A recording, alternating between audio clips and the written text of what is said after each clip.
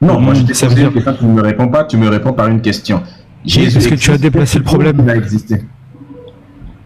Tu as déplacé le problème, tu m'as dit, tu cherches l'existence de celui qui a créé Dieu. Non, c'est pas ça. Le sujet, il est là. Allah et Jésus. Quand quelqu'un monte, il commence d'abord par le sujet. Tu as deux sujets. Tu as la Bible est un livre de fiction ou un livre fantaisiste. Ou alors, tu as le fait que Allah n'existe pas et Jésus. Ton Dieu, je suppose que c'est Jésus, à moins que tu crois qu'il n'est que le Fils de Dieu. Mais dans tous les cas, que ce soit Dieu ou Jésus, pour moi, les deux n'existent pas. Maintenant, si tu penses qu'ils existent, donne-nous les preuves de leur existence. Alors, si je te donne maintenant la preuve que Dieu existe, tu vas me dire qui a créé Dieu. Si tu me donnes, déjà, tu ne vas pas, il faut d'abord donner, je vais voir, je vais juger de ces preuves-là. Ouais, bon, on revient au sujet que vous avez tout à l'heure avec l'ancien. Ça va dépendre de l'argument que tu vas donner. Si tu me donnes un argument de causalité, voilà, l'argument de causalité, tu vas chercher maintenant qui a créé Dieu. Bah, c'est le principe de la causalité. Alors maintenant, si je te dis qu'il y a un Dieu qui a créé Dieu, tu vas me demander qui est ce Dieu qui a créé Dieu, qui a créé Dieu, on est d'accord? Il n'y a aucune raison que ce principe s'arrête, en fait. Il faut le continuer. Voilà, donc si le principe il est à l'infini, donc il y a bien un moment donné où ça va s'arrêter, non? Non, il n'y a aucune raison. Le principe de l'infini, c'est que c'est infini, quoi, ça ne s'arrête pas. Donc ça veut dire que pour toi, il y a un Dieu qui a créé Dieu, qui a créé Dieu, qui a créé la Terre. C'est pas ce que j'ai dit. Je dis que c'est un principe. Tout ça, ça veut dire que c'est ce que ça implique d'affirmer qu'il y a un Dieu. Pour éviter, il faut éviter simplement d'affirmer l'existence de votre Dieu là. Le problème, c'est que la définition que si on commence à traiter du coup le sujet de la causalité, c'est-à-dire pour toi, il n'y a qu'un seul... comment dire?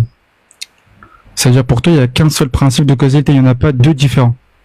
Ce n'est pas ce que je dis. Pour moi, les êtres humains ne savent pas ce qu'il y avait avant le Big Bang de manière certaine.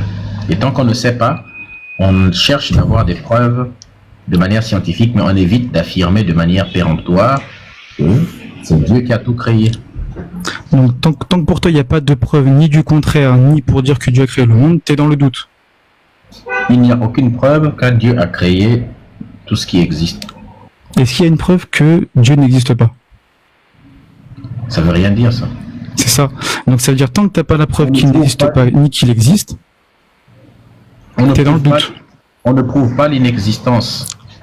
On prouve l'inexistence par l'absence des preuves d'existence. Si vous ne pouvez pas prouver que Dieu existe, Dieu demeure inexistant jusqu'à preuve du contraire. Si Dieu n'est pas prouvé, il demeure inexistant. Oui. Ça, c'est un raccourci, ça, c'est pas une preuve. Non, c'est pas un raccourci, on appelle ça le rasoir de Hitchens, c'est un principe de logique. Si la science n'explique pas tout et qu'elle reste encore dans des zones sombres, dans les explications logiques de par la science, et la science n'explique pas tout, donc on peut pas se fier à la science. Non, c'est faux. Ce n'est pas parce que on ne sait pas. Quand on ne sait pas, ça ne veut pas dire que on doute. Non, quand on ne connaît pas quelque chose, ça ne veut pas dire que Dieu existe. Quand on ne sait pas, ça signifie qu'on ne sait pas. Il faut que nous disions dans le crâne, c'est-à-dire que quand les humains ne sont pas capables d'expliquer une chose, ce n'est pas la preuve que c'est Dieu. C'est la preuve. C'est pas qu'ils sont pas capables d'expliquer. Tu peux ne pas être capable et tu peux aussi dire que un jour je serai capable, mais ça ne veut pas dire que tu ne seras jamais capable. Ça ne veut pas dire que tu dois supposer qu'il y a un Dieu. Quand on ne sait pas... Si Dieu n'existe pas, comment ça se fait que tout le monde le connaît? Quoi? Si Dieu n'existe pas, comment se fait-il que tout le monde le connaît?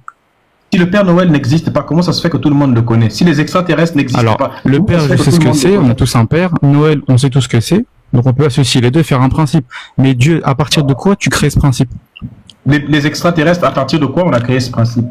Alors on s'est dit qu'il y a des humains qui vivent sur Terre et d'autres humains qui peuvent vivre ailleurs. Et on s'est dit des extraterrestres qui habitent en dehors de la Terre.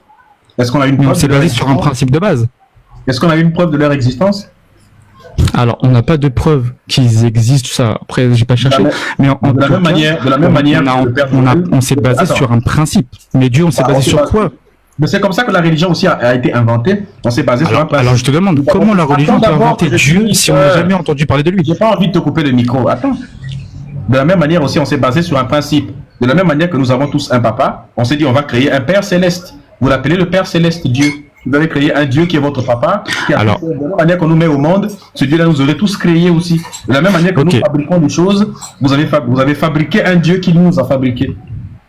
ok, tu Je me dis de la même comprends manière pas qu'on... comprendre que les mêmes éléments que tu donnes pour essayer de me répondre, ce sont les mêmes qui s'appliquent à ta propre religion. Ok, tu m'as dit, de même qu'on a un papa du coup qui nous a créés, on peut aussi bien dire qu'il y a un Dieu qui a créé ce papa. Ça, j'ai juste récupéré l'argument que tu m'as donné pour répondre sur le Père Noël. Ok, Je l'ai dit. maintenant je te dis que le papa que nous on connaît, c'est-à-dire nos parents, ils n'ont rien à voir avec Dieu. On est d'accord? Non, non, rien à voir avec quoi? Ils n'ont rien à voir avec Dieu. Ça veut rien dire ce que tu dis. Non. Ça veut dire que toi tu mets sur le même plan les parents physiques avec Dieu. Non, c'est toi qui mets sur le même plan les parents avec le Père Ah Noël. non, moi j'ai pas dit que Dieu c'est les parents, j'ai pas dit ça. C'est moi qui ai dit que les parents, c'est Dieu. De la même manière, j'ai récupéré ton argument. T'as récupéré mon argument pour dire que Dieu il est comme nos parents.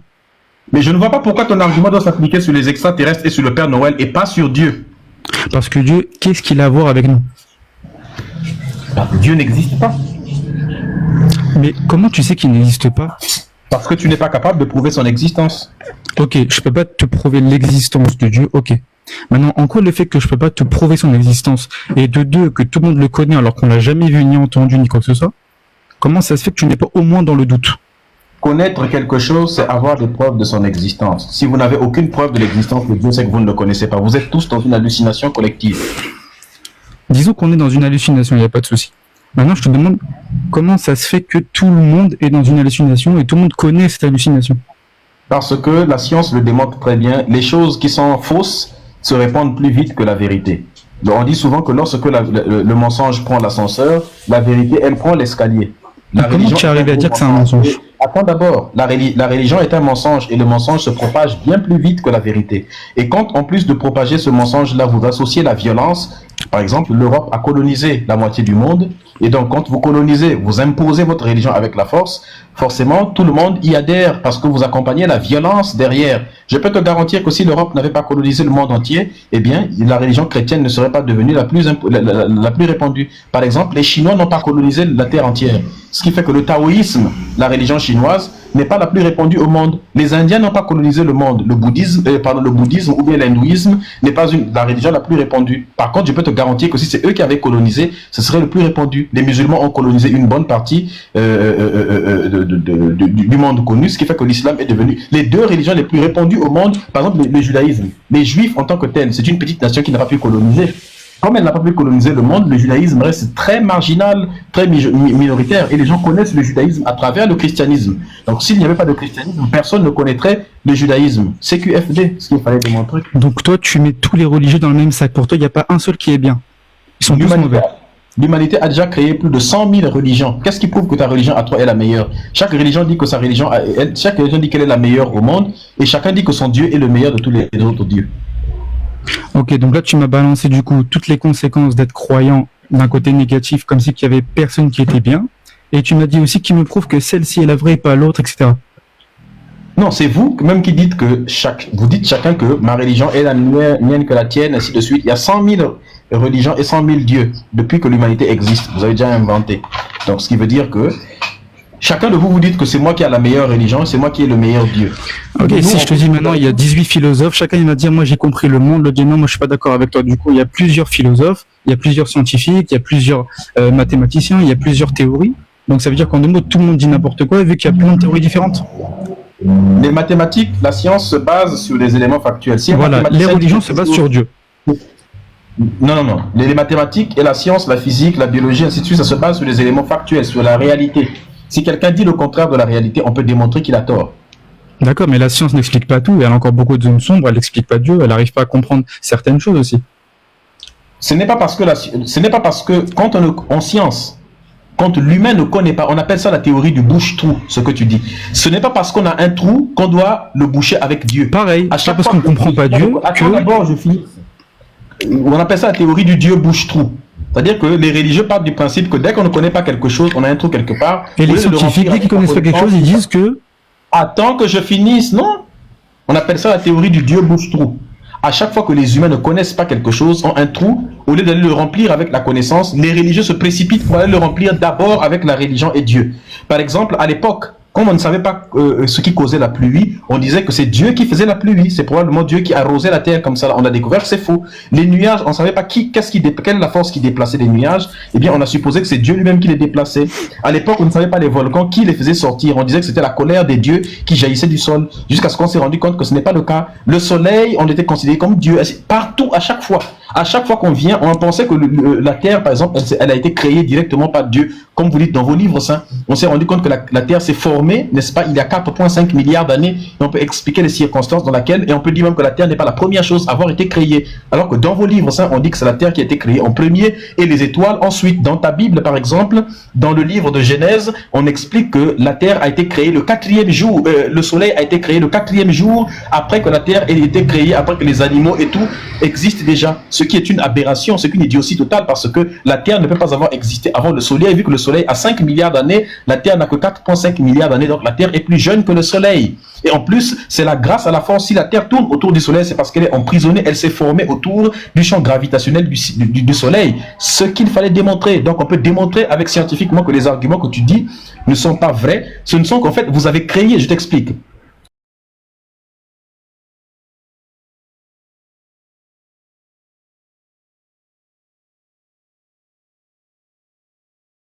Et tu arrives, tu vois qu'en fait, le chapeau de Médusa est de couleur blanche. Alors, tu as deux façons de réagir. Soit tu te comportes comme un humain, comme Médusa et tous les autres, c'est-à-dire que tu acceptes que ce soit la réalité qui t'enseigne. À ce moment-là, tu acceptes que oui, je vais changer la couleur du chapeau que j'ai mis dans ma tête. Je vais désormais me dire que le chapeau de Médusa est blanc, puisque la réalité de son chapeau me montre que son chapeau est blanc. Ou alors, je décide d'être malhonnête et je considère que le fait que le chapeau de Médusa soit rouge, que j'ai mis dans ma tête, ça ne peut jamais changer. Je vais modifier la réalité pour que la réalité corresponde avec ce que j'ai dans ma tête, mais je ne vais pas changer ce qu'il y a dans ma tête. À ce moment-là, je cherche la peinture, je peins le chapeau de Médusa en rouge pour qu'il corresponde à ma réalité. Et je ne veux pas que la réalité me montre le contraire de ce qu'il y a dans ma tête. Je veux que ce qui est dans ma tête reste vrai. C'est comme toi. Tu as une idée, on a inventé l'idée de Dieu. Il n'y a aucune preuve que Dieu existe, mais tu ne veux pas accepter toutes les preuves dans la réalité qui te montrent que Dieu n'existe pas, et toute l'absence de preuves. Tu veux que Dieu existe, tu es prêt à modifier, à changer des éléments dans la réalité pour la faire correspondre avec ce qui est dans ta tête. Tant que la réalité dit le contraire, tu refuses la réalité. Si la science dit le contraire de ce qu'il y a dans ton cerveau, tu dis le contraire. Pourtant, toi, tu n'as aucune preuve. C'est ça l'un des plus grands dangers de la religion. Tu vois? Et c'est ce que tu vas continuer à faire. Tu vas continuer à me donner des preuves. Tu vas continuer à nier des réalités qu'on te donne, à nier les preuves scientifiques. Tout ça pour que Dieu puisse exister. C'est pas bien. Ok, moi j'ai juste deux trucs à dire par rapport à tout ce que tu viens de dire. Ouais. Tu as dit que les religieux ils mettent le bouche-trou avec Dieu, et en même temps, nous aussi on dit que les scientifiques ils mettent le bouche-trou avec la science. Et le problème de la science, c'est que souvent elle se fait remettre en question, souvent elle évolue, souvent elle, elle arrive à remettre en question ce qu'elle a dit avant, elle change de théorie, elle évolue. Ça veut dire que ça fait que bouger. Donc déjà, se baser sur la science... Nature, elle évolue. Comment? Est-ce que la nature évolue? Il y a tout qui évolue. Est-ce que la religion évolue? Bien sûr que la religion évolue aussi. Quels sont les versets de la Bible qui ont évolué? Un verset de la Bible qui évolue? Non, un verset il est tel qu'il est, et nous on évolue dans la compréhension de ce verset. Donc la Bible n'évolue jamais, alors que la Bible, évolue. Si tu veux, elle est... La science évolue. Entre la nature... La Bible n'évolue jamais, elle est figée. Ça fait 2000 ans qu'elle n'a pas évolué. Alors que la nature, elle évolue, la science évolue. Maintenant, entre la science et la Bible, laquelle est le plus en adéquation avec la nature? Si la nature, c'est le reflet de Dieu, donc c'est la science qui est le plus en adéquation avec la nature, puisque la science évolue. La science, elle essaye d'expliquer la Bible. Quoi? La science, elle essaye d'expliquer la Bible. Je peux te garantir que les scientifiques s'en foutent complètement de la Bible. La majeure partie... c'est normal qu'ils s'en foutent de la Bible, ils sont pas encore arrivés à cette conclusion. Ils étaient, moi j'étais religieux. Et ils expliquent pas tout en plus, les scientifiques. Moi j'étais religieux, j'ai étudié la Bible et j'ai quitté. Je suis scientifique. Mais pourquoi tu as quitté du coup? Parce que ce sont des bêtises. Mais qu'est-ce qui t'a fait dire ça? Parce qu'il y a des erreurs scientifiques, par exemple, dans la Bible. Comme quoi, par exemple? Dieu a créé le soleil le 4e jour. Il dit que les 3 premiers jours, il y eut un matin, il y eut un soir, ce fut le premier jour. Il y eut un matin, un soir, le 2e jour, pareil le 3e jour. Explique-moi comment le matin c'est le lever du soleil, le soir c'est le coucher du soleil. Explique-moi si tu as créé le soleil le 4e jour, les 3 premiers levers et couchers du soleil, c'est-à-dire que les 3 premiers jours, tu les as comment? Si le soleil est créé... Avec la lumière du jour, comme il a créé dans le deuxième verset, il a dit j'ai créé la lumière. Il a créé... Quelle était la source de lumière? Comme ça, la source, il y a d'abord la lumière et après il a créé le soleil. Il n'y a pas de lumière sans source de lumière. C'était quoi la source de lumière? D'abord il a créé le concept de lumière et après il a créé la source. Il n'y a pas de concept de lumière sans source de lumière. Tu prends ça au sens propre, c'est pour ça que tu comprends pas. La lumière, ce sont des rayons qui sont émis, qui se baladent dans l'espace-temps en étant émis par une source. S'il n'y a pas de source, il n'y a pas de lumière. Partout Mais où il y a d'abord le concept de lumière d'abord avant de créer la source. C'est strictement faux. Partout où il Si n'y a tu pas crées une source sans le concept de lumière, il n'y a pas de lumière. il n'y a pas de concept de lumière. Ce n'est pas la conséquence qui précède la cause, c'est la cause qui précède la conséquence. Parce que tu lis la Bible d'un sens propre, il faut lire aussi au sens figuré. Non, il n'y a pas de sens figuré. On parle du rationnel, pas du figuré. Le figuré, dans le sens figuré, je peux créer un caillou avec des oiseaux, avec un lampe bengala qui vole, n'est-ce pas, sur une fusée, qui sait conduire une fusée. Sauf qu'il n'y a rien qui a à voir avec ça. Là, tu mélanges trois choses qui n'ont rien à voir l'une entre elles. Je ne mélange pas trois choses. Je viens encore de recevoir un autre signalement là. S'il vous plaît, la famille, s'il vous plaît, sécurisez le live. Je ne vous demande pas ça si ce n'est pas nécessaire. C'est pour les besoins du live. C'est le 3e signalement qu'on vient de recevoir. C'est dingue comment les gens signalent ce live là, c'est pas possible. Si vous voulez, hier je vous ai dit ça, je vous ai mis la capture. Je vais vous faire la capture, encore je vais mettre dans le groupe Telegram si vous voulez. Encore un autre signalement. S'il vous plaît, sécurisez un peu le live pour éviter que TikTok nous emmerde. C'est dingue comment les gens sont en train de nous signaler depuis le début. Mais arrêtez de faire des choses comme ça. Et c'est ça, c'est les religieux. Tu vois? Qui c'est qui signale le live? À part les religieux, qui veux-tu d'autre que ce soit? Je comprends pas pourquoi ils font ça. Bah parce que les choses que l'on dit ne leur plaît pas. Nous, quand Pourtant, c'est intéressant, tu connais beaucoup de choses et tout, ça peut permettre d'avoir des éléments de réflexion, c'est bien. Malheureusement, ce n'est pas de leur point de vue. Quand on dit quelque chose qui est le contraire de ce en quoi ils croient, ils se mettent en colère et puis ils signalent, ils veulent te faire taire. Pourtant, nous, quand on passe devant les églises, jamais on rentre dans une église pour aller fermer la bouche d'un pasteur parce que ce qu'il dit ne nous intéresse pas. Mais bon. Donc, pour revenir à ce que nous étions en train de dire tout à l'heure, tu disais du coup que tu ne peux pas avoir le lumière avant d'avoir le soleil. Oui, parce que la conséquence, la lumière n'est qu'une... Merci beaucoup, El Shota, et voilà, qui sont en train de sécuriser le live. Merci la famille, on y va s'il vous plaît. Sécuriser massivement le live pour éviter que... Est-ce que tu veux que je quitte pour qu'il n'y ait pas de signalement pour relancer le live ou tu veux... Non, t'inquiète. Okay, non, t'inquiète. La famille, les gens sont là, ils vont faire le nécessaire, t'inquiète. Ok. C'est des gens qui signalent en fait parce qu'ils ne veulent pas. Ceux qui sont là, ils veulent bien écouter notre live. C'est pour ça qu'ils sont là. Il y a 600 personnes. C'est que les gens veulent bien de notre discussion. Mais ceux qui ne veulent pas écouter là, pourquoi vous restez là en fait là-bas? Comment? Ceux qui ne veulent pas écouter, ceux qui ne sont pas d'accord, pourquoi ils restent ici en fait?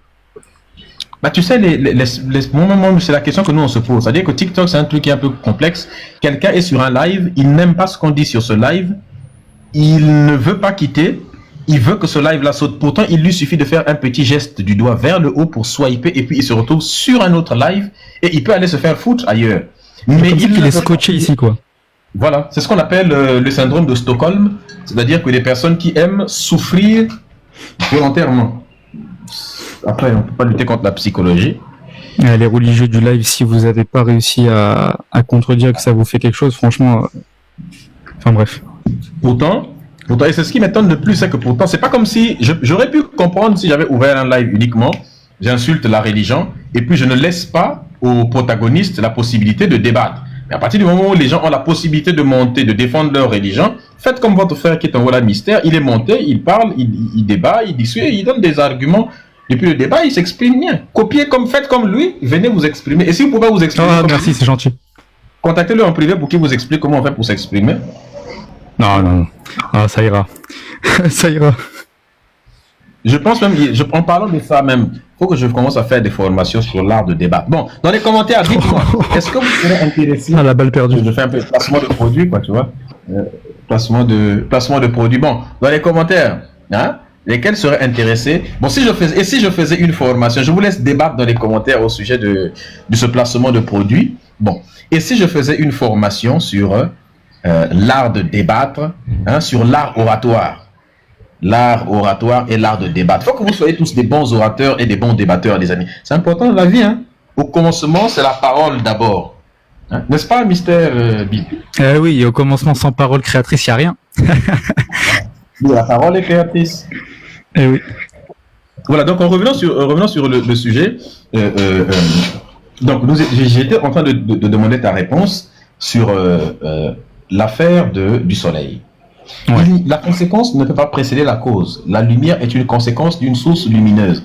Sans une source capable d'émettre des rayons lumineux, il n'y a pas de rayons lumineux. Donc, tu ne peux pas dire que... Oui, je suis d'accord avec toi, mais un soleil sans lumière, comment c'est possible? Non, c'est pas possible, justement. C'est pour Voilà, ça. mais le soleil a une lumière parce qu'on lui a créé ce concept de lumière. Non, c'est pas parce qu'on lui a créé le concept de lumière, c'est parce qu'on... Même la lune, elle a la lumière, même les étoiles. Non, c'est parce qu'il y a une source. C'est parce que le soleil existe qu'il y a la lumière. Alors, regarde la lune dans l'obscurité, il y a quand même de la lumière. Non. Si tu éteins tout et que tu regardes que la lune, ça fait la lumière. Hein. Alors, la définition de la lune n'est que... C'est intéressant ce que tu dis parce que la lune n'est qu'un simple miroir. Il faut voir la lune comme un gigantesque miroir qui reflète la lumière du soleil. En parlant de ça, ça fait longtemps que j'ai vu un clair. Elle reflète la lumière alors qu'elle est à l'opposé du soleil. Eh oui, c'est justement ça. Elle est à l'opposé. Dans ce cas-là, pourquoi le soleil on le voit pas alors si Justement si on est en parce que... pleine nuit?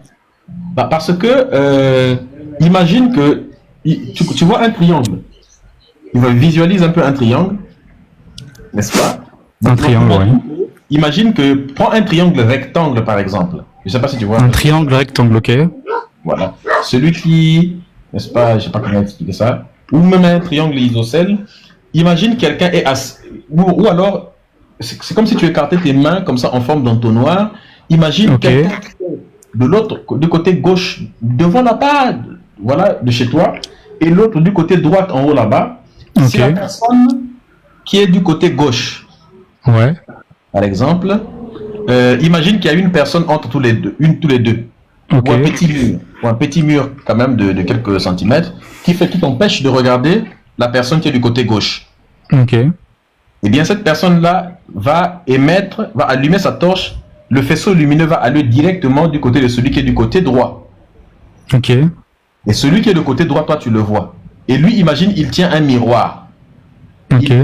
Il incline légèrement le miroir vers toi. Ce qui fait que le faisceau lumineux qui vient du côté de celui que tu ne vois pas du côté gauche tape sur celui qui est du côté droit et ça vient sur toi. On est d'accord que c'est possible, non? Alors c'est possible, mais concrètement, si tu as compris, concrètement, je vois pas comment. C'est ce que la Lune fait. La Lune est en haut. Elle est tellement en haut que elle est au-delà de l'atmosphère de la Terre. Ce qui fait que la lumière du Soleil frappe directement la Lune. Et en frappant la Lune réfléchit ses rayons lumineux sur le côté de la Lune où il fait sombre.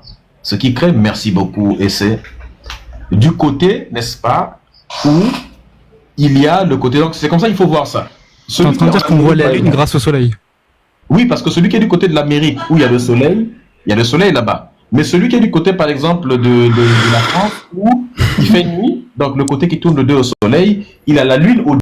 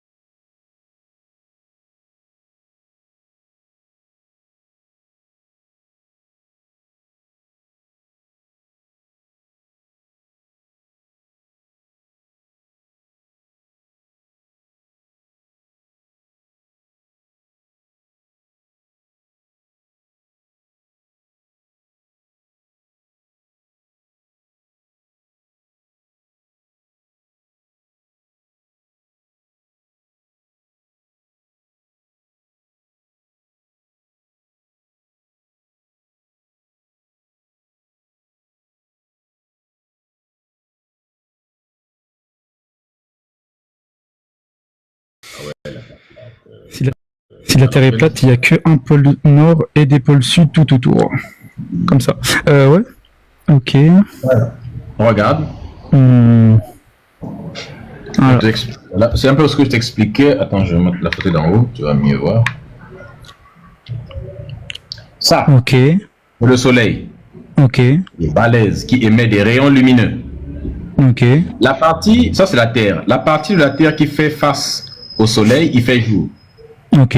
Mais la partie derrière qui tourne le dos au Soleil, il fait nuit. Ok. Donc là, il fait nuit.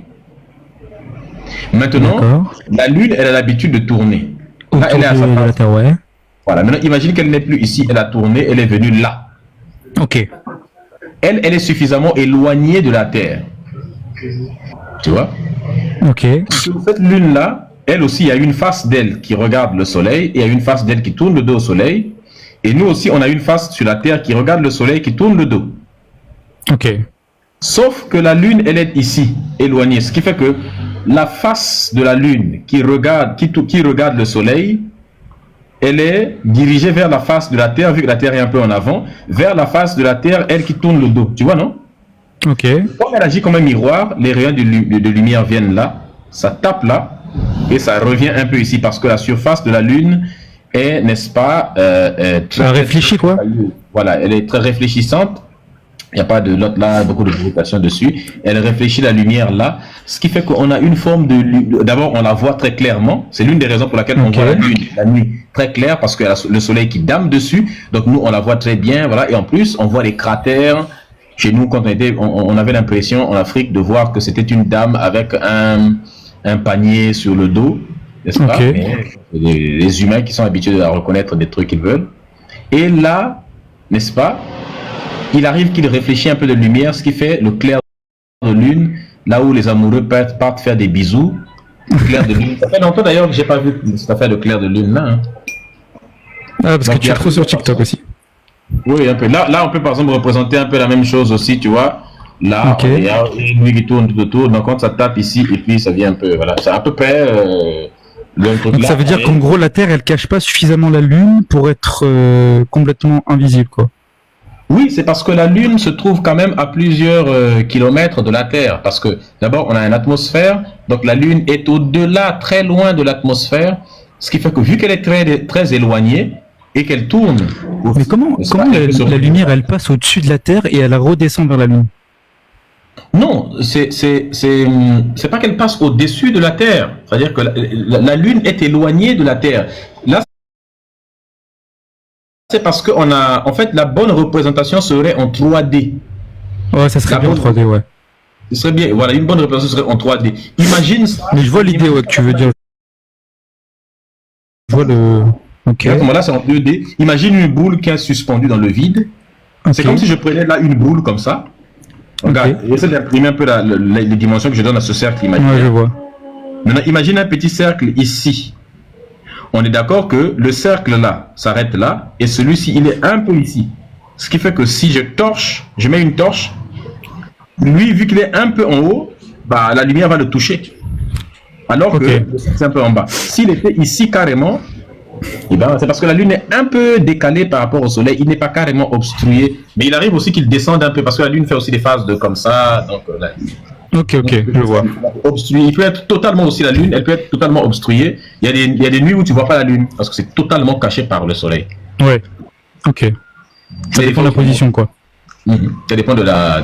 Je voulais te proposer quelque chose. Je sais pas ce que t'en penses. Est-ce que si je te dis que la lumière a été créée, du coup, comme la Bible a dit, avant le soleil, etc., ça veut dire que la lumière réfléchit sur le soleil, qui elle réfléchit sur nous? Quelle serait donc la source de cette lumière qui réfléchit? Parce que non, c'est pas vrai parce que je voulais pas revenir à Dieu directement, hein, mais c'est une création en soi. Enfin, c'est une existence en soi. Bah non, parce que la lumière ne peut pas réfléchir sur le soleil parce que le soleil émet ses propres photons lumineux. Au centre du soleil, il y a des réactions thermonucléaires. On peut pas dire que c'est grâce à la lumière qu'elle fait ça?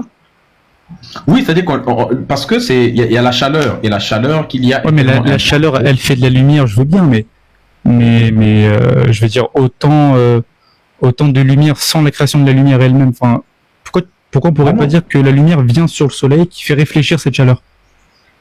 Bah non, puisque le soleil est une source elle-même de lumière. La chaleur qu'il y a dans le soleil est très intense, c'est-à-dire qu'il s'agit, c'est ce qu'on appelle des réactions thermonucléaires. On a deux atomes d'hélium qui partent se rencontrer, n'est-ce pas, pour créer un atome d'hydrogène. C'est ça on appelle Je ne sais pas si c'est l'inverse, hein. Je vois que c'est 2 atomes d'hydrogène qui créent un atome d'hélium. Mettez-moi dans les commentaires, c'est 2 atomes d'hélium qui créent un atome d'hydrogène ou de... ça fait longtemps aussi, c'est l'histoire de science. En tout cas, on a 2 atomes, je crois, d'hydrogène qui se rencontrent pour créer un atome d'hélium. Je pense. Ok. Et donc, ça, c'est ce qu'on appelle la fusion nucléaire. Ok. Ce qui est beaucoup plus puissant que ce qu'on appelle la fission. Parce que nous, sur Terre, on fait la fission nucléaire, on divise un atome d'uranium au milieu, et puis ça nous donne 2 éléments qui vont encore se diviser, c'est ce qu'on appelle une réaction en chaîne, n'est-ce pas? Donc 2 atomes qui fusionnent, c'est ce qu'on essaie de faire avec ce qu'on appelle l'ETR en France. On veut créer un gigantesque centre qui va faire de la fusion, n'est-ce pas, nucléaire. Ça par contre, donc c'est la fusion nucléaire, et ça produit une quantité d'énergie et de chaleur incroyable, et cette chaleur-là libère des photons lumineux. Et c'est ces photons-là je vois directement. Donc la Lune est réellement productrice de lumière, ce qui n'est pas le cas de la chaleur fait libérer des photons. Donc c'est pas Dieu. Donc quand Dieu a dit que la lumière existait avant, sans source lumineuse, c'est pas possible. Est-ce que je peux te proposer autre chose encore? Je suis pas sûr que ce sera... Hein? Et c'est pour voir. Du coup, on peut dire qu'il y a eu premièrement la création de la lumière, et ensuite il y a eu la création du soleil qui émet lui aussi des lumières, indépendamment de la lumière déjà créée. On dit qu'il y avait 2 lumières, une qui vient du soleil et une en soi. Il n'y a pas de lumière en soi. La lumière n'existe pas sans source de lumière. C'est un principe de la nature. Ok. Il faut qu'il y ait un émetteur, quelque chose qui émet cette lumière-là. Alors, si on dit qu'on ne peut pas y avoir 2 lumières, une sans source et une grâce à une source, dans ce cas-là, il faudrait dire qu'il y en a une qui est de source soleil, ça veut dire au plan du physique, et quand on dit que Dieu crée la lumière dans le 2e verset, c'est pas physique du coup, c'est une métaphore, c'est peut-être au sens figuré du coup. Si tu dis que c'est une métaphore, alors tu admets l'idée que les textes de la Bible sont métaphoriques. Et si c'est une métaphore, alors il faudra nous dire comment le monde a été créé. C'est-à-dire que le récit de la création de la Terre est métaphorique. Donc comment donc la Terre s'est créée réellement? C'est ça, ça veut dire qu'il y a des fois où on voit des répétitions. Donc, je sais pas, il y a aussi une répétition, je pense, dans la création de l'eau, je crois, et de la terre elle-même, elle se répète 2 fois, je crois. Le nouveau, entre le premier et le 2e chapitre. Ouais. C'est un peu problématique parce que dans le premier et le 2e chapitre, ça se contredit totalement. C'est ça le problème. Je veux dire, si on voit une contradiction d'un point de vue au sens littéral, au sens propre, du coup, on peut dire qu'on doit passer au sens figuré pour éviter, du coup, cette contradiction. Si vous passez au sens figuré, à ce moment non, ce n'est pas possible. Ça viole alors la loi de principe. C'est le contraire d'une histoire réelle. Et une chose ne peut pas être elle-même et son contraire en même temps. Donc une histoire ne peut pas être une réalité et une métaphore en même temps. Par exemple, si moi je te dis, je sais pas, je traverse la route en regardant droite à gauche, tu vas pas me dire qu'il y a un sens ici à faire attention à sa propre vie, sur la base de cette histoire, de faire attention sur la route.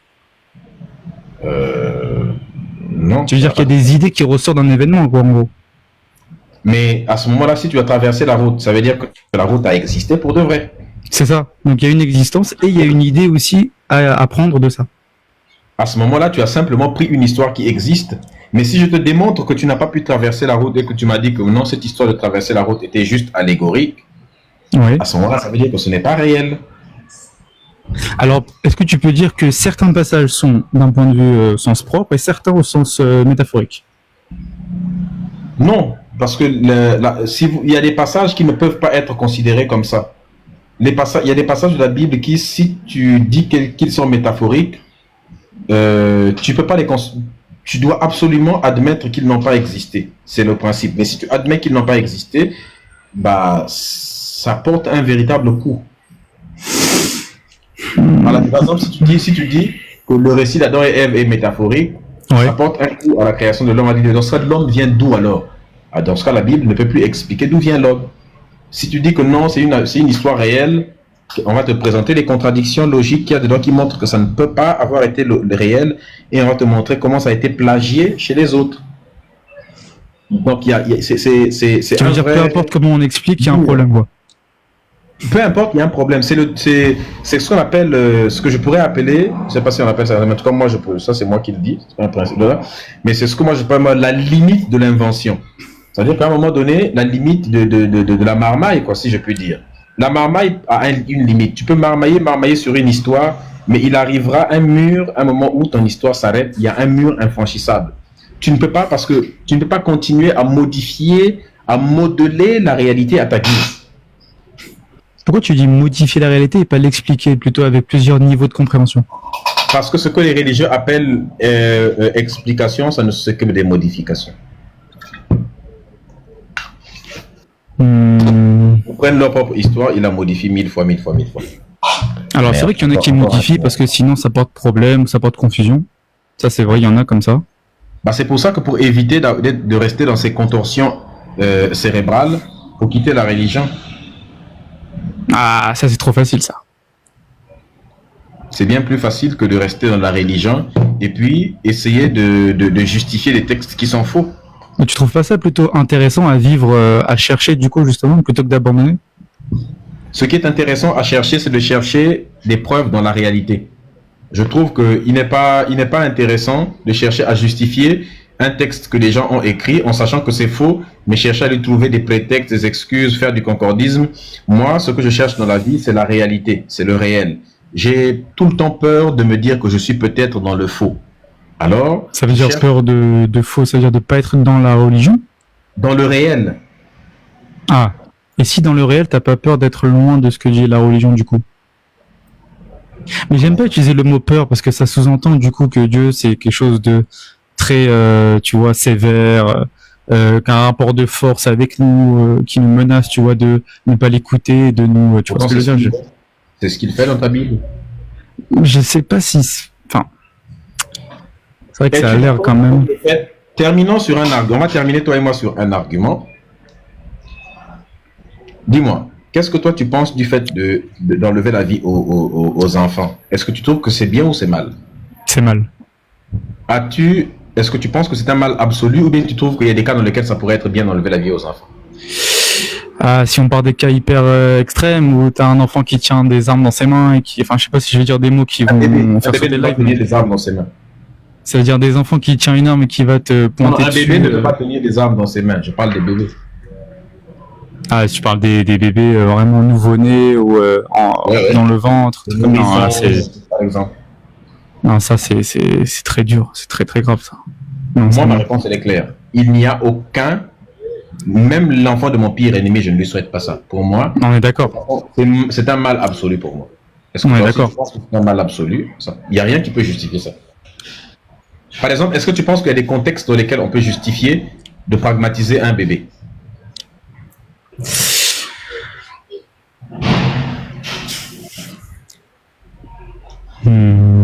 Pour moi, il n'y en a pas. Mais pour toi, est-ce qu'il y en a pas? Il y a un contexte dans lequel on peut trouver justifiable de pragmatiser un bébé?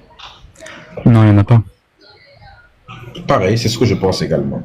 Ça peut pas être possible. Après, le seul truc que je pourrais dire, c'est ce qu'on entend souvent que oui, c'est parce que c'est un calcul, parce que ça aurait dû arriver d'après, tu connais les, comment on dit les âmes qui pas. Moi, il faut que la chose arrive. Mais ça ne justifie pas d'enlever la vie à un bébé comme ça. Non, je suis d'accord avec toi 100% par contre. Parce qu'un bébé, même l'enfant de mon pire ennemi, je ne souhaite pas ça parce qu'un enfant, je suis d'accord. Il n'y a personne. Et maintenant, est-ce que si moi, par exemple, imagine que je crée une religion qu'on appelle la religion de la médusation. Est-ce que si tu découvres que dans ma religion, le Dieu, c'est une religion que j'invente comme ça. Si tu apprends que dans cette religion-là, mon Dieu autorise de pragmatiser les enfants. Étant donné que tu es contre cette pratique, et à raison, est-ce que tu continuerais à prier ce Dieu-là? Est-ce que tu vas quitter cette religion? Évidemment que non. Donc tu vas quitter cette religion? Je ne suis même pas dans cette religion. Non, je donne un exemple. Imaginons que tu es dans cette religion et que tu apprends... je suis né là-dedans, etc. Ok. Ouais, même pas que je te convertisse à l'intérieur, peu importe la raison pour laquelle tu es arrivé là. Imagine que tu as une bonne morale, tu es quelqu'un de moral, tu dis ok, je ne peux pas accepter ce genre de choses. Mais tu découvres qu'il y a un Dieu qui autorise de pragmatiser les enfants dans cette religion. Est-ce que tu continues à rester ou tu quittes en étant plus en accord avec ta morale? Si je découvre ça et que c'est littéralement et c'est prouvé, c'est clair, etc., je quitte direct. D'accord. Parce que ça voudrait dire qu'en 2 mots, si demain j'ai un enfant, ou si demain, je sais pas, j'ai une femme, elle est enceinte, ou si demain, je sais pas, en tout cas, si je suis concerné par ça et que ça m'arrive, je voudrais pas que ça arrive, du coup. Du coup, je veux pas que ça arrive chez les autres non plus. Mais même si ça n'arrive pas, si ce Dieu-là l'a déjà réalisé, par exemple, je te dis que le Dieu de la médiation, aujourd'hui, il est fait, mais il l'a déjà fait. Mais même ça reste mauvais parce que tu ne peux pas prier un Dieu qui l'a déjà fait, puisqu'il a commis un truc qui n'est pas bien. Parce qu'un enfant qui a été pragmatisé dans le passé, par exemple, et celui qui est pragmatisé aujourd'hui, bah, je ne vois pas la différence, c'est la même chose. Bien sûr. Bah, par exemple, mais c'est ce qui explique que moi, par exemple, je ne suis pas chrétien. La question maintenant que je te pose, c'est pourquoi tu continues à être chrétien alors que dans 1 Samuel chapitre 15, verset 3, dans Nombre chapitre 31, verset 17 jusqu'à 18, et aussi on peut ajouter dans le livre de Ésaïe chapitre 13, verset 16, et dans Ézéchiel chapitre 9, verset 6, Dieu a, dans toutes ces occasions-là, autorisé et envoyé des gens pour aller pragmatiser des enfants jusqu'aux nourrissons. Pourquoi tu pries toujours ces dieux-là alors? Je vois ce que tu veux dire, ouais. Au sujet de Jésus, pareil, ça aussi j'ai du mal par rapport à ce que la Bible a dit, parce que y a beaucoup de versets qui sont dans la Bible du coup et qui contredisent l'Évangile elle-même. Du coup, c'est là aussi où il y a un problème entre la Bible et l'Évangile. Ça, je suis d'accord avec toi. Du coup, est-ce que tu vas quitter la religion ou pas, vu que tu sais maintenant que ton Dieu a déjà autorisé de tuer plusieurs enfants innocents, même les nourrissons? Dans le livre de 1 Samuel chapitre 15, verset 3, c'est lui-même qui parle, il dit, allez, n'est-ce pas, pragmatiser toutes les personnes, les vaches, les animaux, les femmes, les hommes, les enfants, même les bébés, les nourrissons. C'est écrit le mot nourrisson dedans. Ouais, j'avais vu cette histoire aussi dans comment il s'appelle, Yahushua. Quoi? L'élève de Moïse. Ah. Il y avait écrit là-bas qu'il fallait qu'il prenne la terre de Canaan, qu'il tue tout le monde jusqu'au dernier. Ça veut dire que je me suis déjà penché sur ça et je me suis dit mais pourquoi tuer des femmes, des enfants? Ils ont qu'à venir dire voilà, on partage la terre ensemble, on vit ensemble, on s'entretue pas, on fait un accord. Si vous êtes d'accord, super, vous n'êtes pas d'accord, tant pis. Pourquoi il faut absolument venir et détruire tout le monde, quoi? Je veux dire, c'est comme si je te dis ou je prends ta maison ou on se massacre dessus. J'ai pas compris. La réponse est simple, mais un religieux ne va jamais l'accepter. La réponse est simple, c'est que ce sont des êtres humains qui ont besoin de commettre ce genre d'acte parce que tout le bien qui se passe sur Terre, c'est imputable aux humains. Tout le mal, c'est les humains qui le font. Ce qui fait que les humains ont besoin de justifier leurs actions par des textes religieux pour convaincre d'autres. Et pour justifier ça, ils inventent un Dieu qui leur donne le prétexte. Comme ça, quand ils commettent un acte, parce qu'ils se disent, nous avons besoin que nos actes soient acceptés. Mais pour que nos actes soient acceptés, il nous faut trouver une caution, une excuse. Et l'excuse suprême, c'est quoi? C'est Dieu. On dit, écoute, c'est pas moi, c'est Dieu. Certes, c'est mauvais. Ouais, ça veut dire comme si qu'on remettait la faute sur... pas la faute, mais comme si qu'on dit, bah il l'a dit, du coup, bah ça justifie ce que je fais, il n'y a pas de problème, tout va bien. Parce qu'ils savent qu'il y a des gens, parce qu'ils savent que l'être humain vit aussi quelque part d'émotions et qu'il y a des choses que quand on voit, ça nous affecte beaucoup. Quand tu vois les gens pragmatiser un enfant, tu as beau être le pire des monstres, n'est-ce pas, ça chamboule toute ton existence, n'est-ce pas, ça te plonge dans... tu fais des cauchemars. Donc, ce qui fait que il faut trouver quelque chose, un remède, n'est-ce pas, une pilule à faire passer. Il faut un remède, mais pour calmer les esprits des gens qui pourraient être... Ouais, comme ceux qui te disent, j'ai agi comme ça parce qu'elle, cette femme ou je sais pas qui, il s'est habillé d'une manière très bizarre, donc ça m'a donné envie, du coup je justifie pourquoi je fais ça, c'est sa faute. C'est un peu comme ces fous qui justifient leurs actions immondes pour justement se défendre, quoi. Bah, le Dieu des religieux, lui, il n'a même pas eu la peine de trouver un prétexte aux hommes. Dans Deutéronome, chapitre 21, du verset 10 jusqu'à 14, Dieu autorise de violer les femmes directement. C'est dans le contexte, tu veux dire, attends, c'est pas ça là, c'est le contexte de la guerre, c'est ça? Il n'y a aucun contexte dans lequel je pourrais être d'accord avec le fait de violer une Oui, femme. oui, bien sûr, mais je veux dire, dans ce contexte-là, c'était celui de la guerre, non? Enfin, si je me rappelle plus. Oui. Ouais, c'était ça. On appelle Mais ça c'est vrai que même dans un contexte de guerre, quand même, ça serait quand même on appelle ça les hyper crimes de abusé guerre. quand même, hein. C'est ce qu'on appelle crime de guerre, en fait.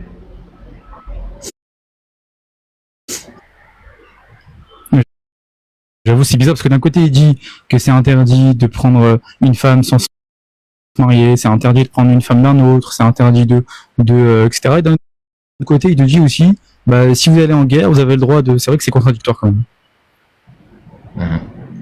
Et sur ça, je suis d'accord avec toi. Ben, la Bible est un livre qui est contradictoire de A à Z, donc. Il y a beaucoup de terres et que les habitants ils refusent et qu'ils disent voilà, nous on veut prendre la terre et ils veulent faire la guerre maintenant pour savoir qui va l'avoir. Et que maintenant ils s'amènent du coup à sortir l'épée, ils se battent, etc. Ils s'entretuent et tout. Et maintenant qu'il reste les femmes, il reste les enfants, il reste les personnes âgées, les bébés, etc. Si d'un point de vue logique, les enfants vont grandir et leurs mères vont leur dire voilà, ces hommes-là qui habitent ici, ils ont tué vos papas, etc. Ils vont grandir, vouloir se venger automatiquement. Ouais. Ça veut dire qu'en deux mots, c'est une histoire sans fin, que l'un il va vouloir venger l'autre, que lui il a tué ses parents, du coup il va grandir, il va vouloir. Ça veut dire que ça s'arrête jamais en fait. Bah, c'est ça, c'est la religion. Alors que s'il n'y avait pas eu de début à tout ça, s'il n'y avait pas eu de aller conquérir la terre, aller truc, il a fait ça, il n'y aurait jamais eu de. Enfin, il n'y aurait jamais ça. Ça, je sais pas s'il y aurait jamais eu. Je pense qu'il y aurait toujours des fous. Mais... C'est la religion. C'est l'invention humaine. C'est pour ça qu'il faut y quitter. Je vois. Bah, je fais monter tes amis. Ok. En tout cas, merci beaucoup pour le temps que tu m'as donné. Je sais pas si un jour je repasserai. En tout cas, merci beaucoup. J'espère. Et puis que des bonnes choses et passez une bonne journée. Bon week-end tout le monde. Bon week-end à toi également. Merci beaucoup. Je t'en prie.